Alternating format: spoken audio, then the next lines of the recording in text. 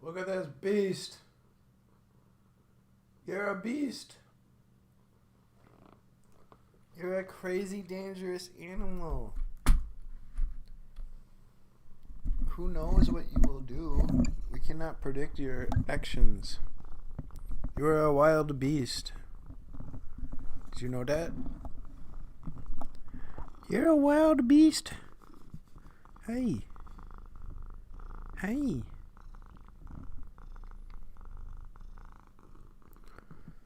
My cat is very happy. Are you happy? Oh, good boy. Do you like cuddling? Yeah. Yeah, you do. You like to jump on my lap. Oh. Good boy. Good boy. Hey.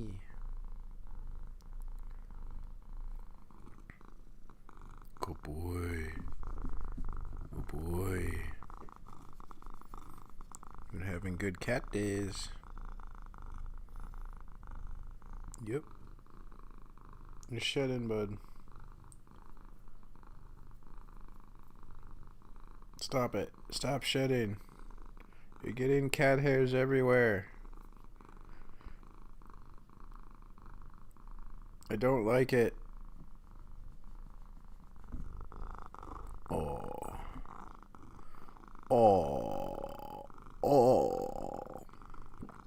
You're my little baby.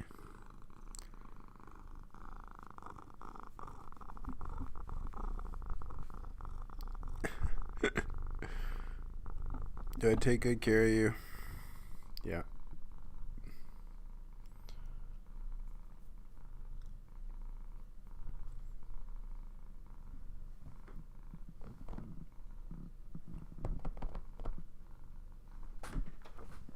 You want to read with me? Do you like to read? What kind of books do you like? You like hunting books? You want to read Most Dangerous Game?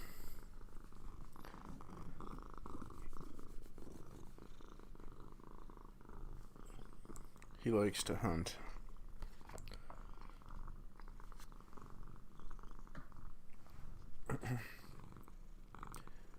Can I weed?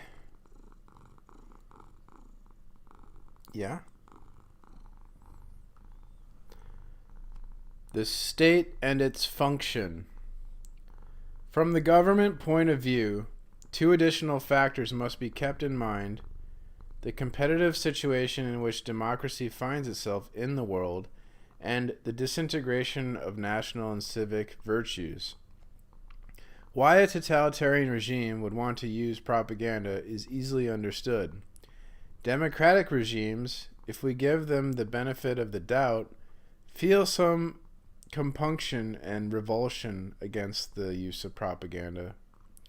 But such democratic regimes are driven into its use because of the external challenges they have to meet. Ever since Hitler, democracy has been subjected to relentless psychological warfare. The question, then, is which regime will prevail, for both types claim to be of universal validity and benefit. This obliges them to act upon each other. As the communist regime claims to be the harbinger of the people's happiness, it has no choice but to destroy all other regimes in order to supplant them. But for the Western democracies, the problem is the same. In their eyes, the communist regime is a horrible dictatorship. Thus, one must intervene against one's neighbor, mainly through propaganda, and also, so far as the communists are concerned, through communist parties in non-communist countries. This in turn forces the democracies to make internal propaganda if they are to prevail against those communist parties and against the USSR. Economic progress must be accelerated. In fact, The competition between the two regimes unfolds partly in the economic realm. We all know Khrushchev's economic challenge. This acceleration of the economic development demands an organization, a mobilization of latent forces in the heart of the democracies, which requires psychological work, special training, and a permanent propaganda campaign on the necessity for increased production. It is one result of the competition between regimes. But this competition takes place on another level as well. No man in the world can remain unaffected by the competition of the two regimes. Unfortunately, this is the result of global solidarity that some welcome. No people can remain outside the conflict between the big two. Democracy feels that it must conquer and hold all the small nations, which otherwise would fall into communist orbit. In the pursuit of this objective, two means are used in conjunction: the economic weapon and propaganda. In the days of classic imperialism, the economic weapon, supported on occasion by brief military action, was sufficient. Nowadays, the successive failures of the United States prove that the economic weapon is ineffective without propaganda. For example, in 1960, the United States gave 3 times as much assistance to underdeveloped nations as did the Soviet Union.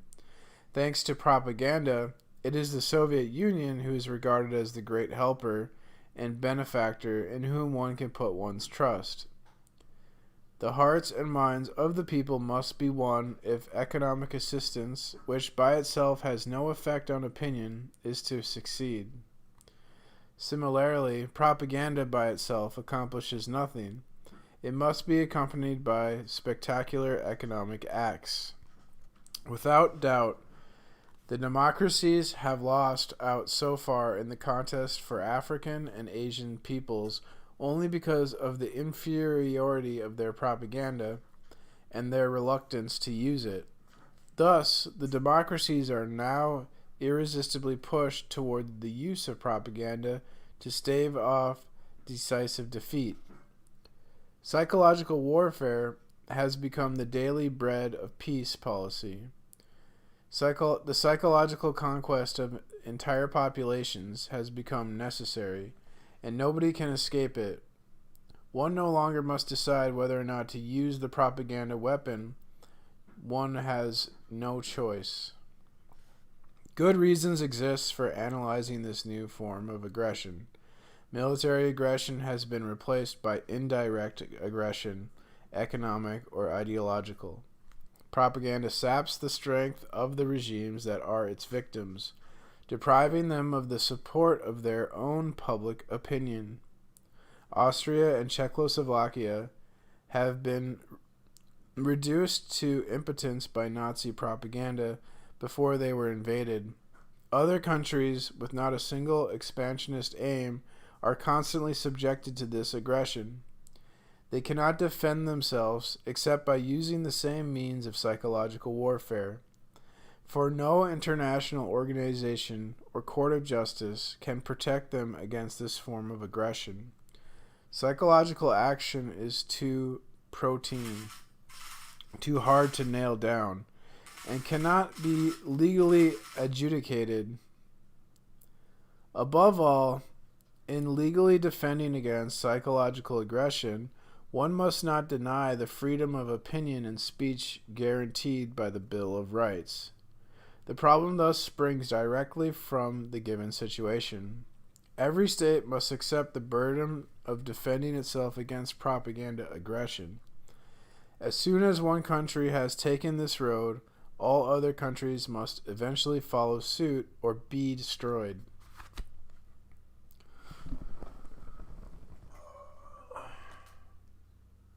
Who the fuck?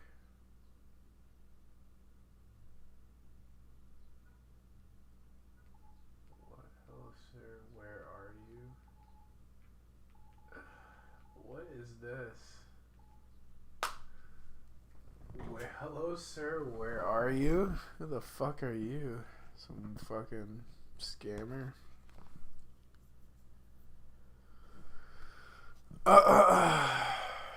Where the fuck are you?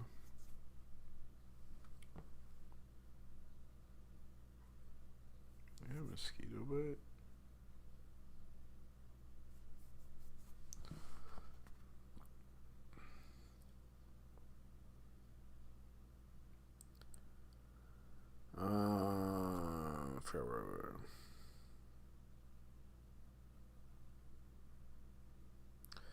A democracy is generally poorly organized for effective psychological warfare.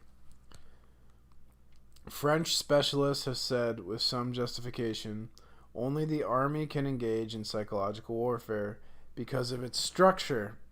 But in the face of democratic regimes, the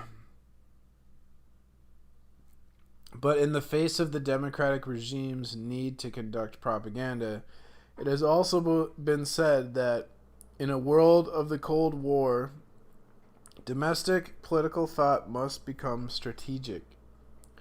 Therefore, the problem is to resolve the dichotomy between the political and the military, and to define and integrate the army's political function.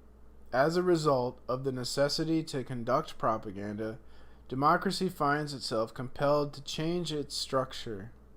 But the Cold War does not merely demand action against the external enemy who tries to interfere. It also demands that things be kept firmly in hand at home. The state must psychologically arm, protect, and defend its citizens.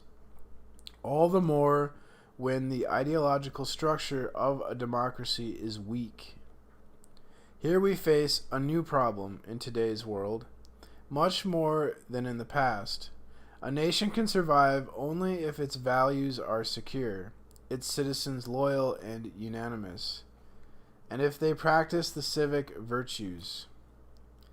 But at this time, a crisis of basic values and a relaxation of civic virtues is occurring in a number of Western democracies. Governments are forced to reconstruct their nations psychologically and ideologically, and this need, in turn, justifies psychological action. In fact, in this connection, hardly anybody objects to such psychological action. Everybody seems to consider it necessary and justified, as long as one limits oneself to the moral education of the soldier and the dissemination of the truth. But many object to putting pressure on people's minds. Though they mean well, those who object simply fail to see that the two elements they seek to separate, the telling of the truth and the exercise of pressure on the minds, are in fact identical. How can, without using pressure to change people's points of view, how can one rebuild civic virtues rapidly in order to reap quick benefits without using pressure to change people's points of view? From the moment when the need of reconstructing a nation ideologically makes itself felt, methods become inevitable which are propaganda pure and simple. Of course, the objectives pursued are pure. For example, the French army says, far from engaging in psychological action in order to enslave minds, most colonies aim only at securing human liberty. They understand that one cannot permit a man of free choices to let himself be captured by a doctrine that would reduce him to an object. They know that a possible future war would include an attack against the mind, more precisely, against one of the mind's functions, the will. Psychological action is the army. Psychological action in the army aims only at furnishing the men with adequate means for the defense of freedom where it still exists. To this end, it is enough to strengthen the will of the resistance if that will to resistance comes under attack. The endangered men must be taught our aims, our mission, and our means of attaining them. Here, psychological action is presented in its most favorable light. We cannot even object to the reasoning. It corresponds to the feelings of most liberals. Here, psychological action presents itself as sort of a national education. According to another French writer, psychological action is designed to shape and develop and sustain the morale and to immunize the soldiers against enemy psychological attacks.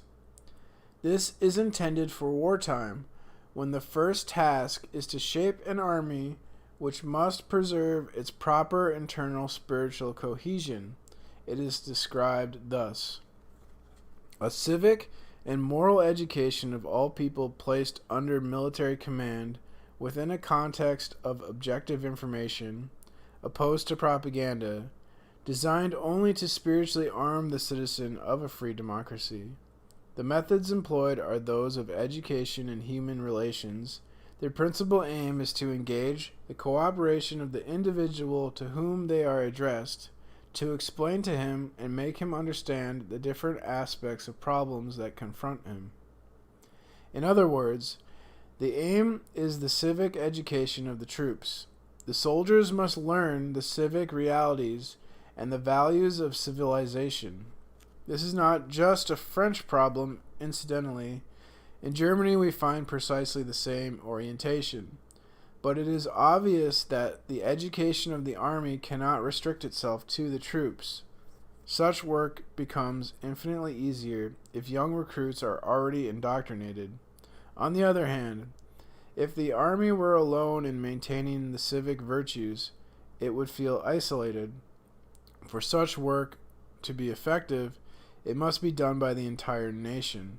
In this fashion, the army will be tempted to become the nation's educator. A psychological action by the state on the entire nation then becomes a necessity.